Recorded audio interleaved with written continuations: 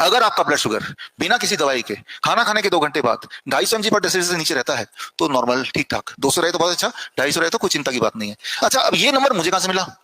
पूरे दुनिया में जितने सारे ट्रायल हुए हैं डायबिटीज पे, ACCORD trial, ADVANCE trial, UKPDS trial, VATD trial, वो सारे ट्रायल को इकट्ठा करके उन पे एक रिसर्च पेपर आया जिसे कहते हैं एसीपी गाइडलाइन 2018 में। वो रिसर्च पेपर ने ये बोला कि अगर किसी का 8 से नीचे HbA1c है which translate to 250 mg per decilitre blood sugar से नीचे, तो उसे नॉर्मल माना जाए पूरे दुनिया में।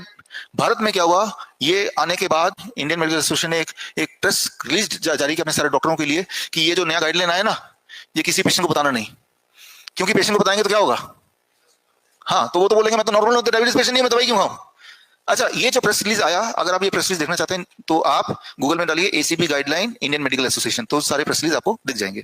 तो 250 mg पर डेसिलिटर से नीचे ब्लड शुगर रहे तो नॉर्मल मानिए, 200 से नीचे रहे तो और अच्छा है, ठीक है ना। अब ब्लड प्रेशर की बात कर लेते हैं। ऊपर और नीचे को जोड़िए, सिस्टोलिक एंड डायस्टोलिक। अगर वो 250 से नीचे है तो ठीक मानिए उसको। 150/90 अगर दोनों को जोड़ेंगे तो कितना आ जाएगा? 200, तो नॉर्मल है। उससे ऊपर है, पहले नॉर्मल था लेकिन अब बढ़ गया, तो उसको नीचे लाने कैसे? दवाई से नहीं, बिना दवाई के। दवाई से जब नीचे लाते हैं तो हार्ट को वो कमजोर करके तब ब्लड प्रेशर नीचे आता है, राइट। तो वो that is not the right technique. जिस तरह से बैलून में हवा भर दिया तो एयर प्रेशर ज्यादा आ गया ना, अगर एयर प्रेशर कम करना है, हवा थोड़ा कम करना पड़ेगा। ठीक उसी तरह से बॉडी में अगर कुछ फ्लूइड इकट्ठा हो गया तो ब्लड प्रेशर बढ़ेगा, तो फ्लूइड को हटा दो। कैसे हटाना है? 5 मिनट में आ रहा हूं। कोलेस्ट्रॉल, टोटल कोलेस्ट्रॉल कितना होना चाहिए? सिर्फ एक आंकड़ा याद रखिए, 250 से नीचे सब कुछ ठीक है, राइट। 250 से ऊपर है तो नीचे ले आइए। अच्छा, इसका सबूत क्या है? ये किताब है, इस किताब में पूरे एविडेंसेस दिए, पढ़ सकते हैं आप। 250 से ऊपर है तो क्या करें? तो नीचे लाइए। नीचे लाने के लिए सिर्फ एक काम करना है, डू नॉट ईट कोलेस्ट्रॉल, खाइए मत कोलेस्ट्रॉल। कैसे पता चलेगा किस चीज में कोलेस्ट्रॉल है कि नहीं? मैंने बताया, जो भी चीज जानवरों से निकल के आती है वो अगर आपके पेट में जाएगा तो कोलेस्ट्रॉल है। अच्छा, डेयरी प्रोडक्ट प्लांट से निकलता है कि जानवर से निकलता है, तो उसमें कोलेस्ट्रॉल है, तो मत खाइए उसको, कम कर दीजिए। कई देश है, मलेशिया है, वियतनाम है, नेपाल है, जहां ज्यादातर लोग नॉनवेज ही खाते हैं। वहां जब मेरा लेक्चर होता है, मैं बोलूं कि भाई नॉनवेज छोड़ दीजिए तो बोलेंगे आप ही चले जाइए, हम तो नॉनवेज नहीं छोड़ने वाले। तो मैं फिर नेगोशिएट करता हूँ, मैं बोलता हूँ कम कर दो, आप वो जानवर खाओ, पहले तो कम खाओ, वो जानवर खाओ जिसमें कम कोलेस्ट्रॉल है। कैसे पता चलेगा कौन से जानवर कम कोलेस्ट्रॉल है? एक सिंपल नियम है, जिस जानवर के कम पैर है उनमें कम कोलेस्ट्रॉल। जैसे जैसे मान लो पॉर्क बीफ है, 4 पैर तो ज्यादा कोलेस्ट्रॉल, मत खाना।